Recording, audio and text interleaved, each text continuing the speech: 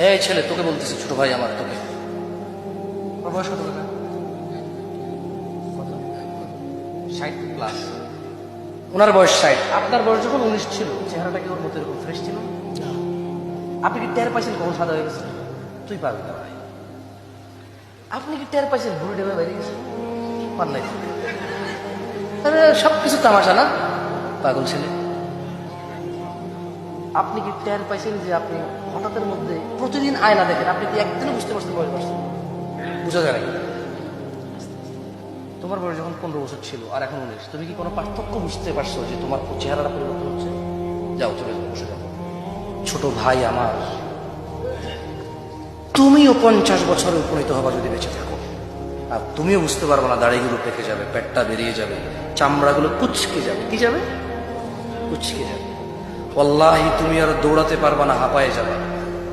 তোমার সন্তান বলবে, আব্বা আপনি কি বুঝেন? যেমনটা তুমি তোমার বাপকে বলো। কেউ ঠেকাইতে পারবে না, তোমার এই যৌবন চলে যাবেই যাবে। তুমি দাড়ি কাটিও না ভাই আমার।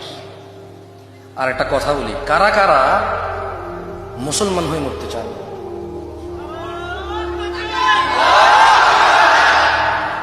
ভাই লাভ নাই, বললো লাভ নাই। গত বছর করে নাই এরকম? গত বছর করে নাই, আগামী বছর করবে।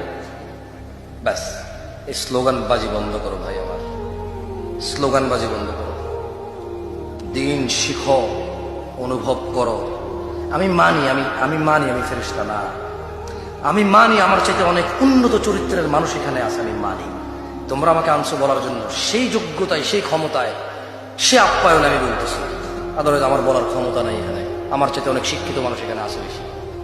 ছোট ভাই আমার, মুসলমান হয়ে মরতে হলে ফজরের 2 রাকাত মিনিমাম ফরজ, জোহরের 4 রাকাত মিনিমাম ফরজ, মাগরিবের 3 রাকাত মিনিমাম ফরজ, আসরের 4 রাকাত মিনিমাম ফরজ, ঈশার 4 রাকাত মিনিমাম ফরজ। দিনে 17 রাকাত নামাজ যে পড়ে শুধু সেই মুসলমানের বাইরে কোন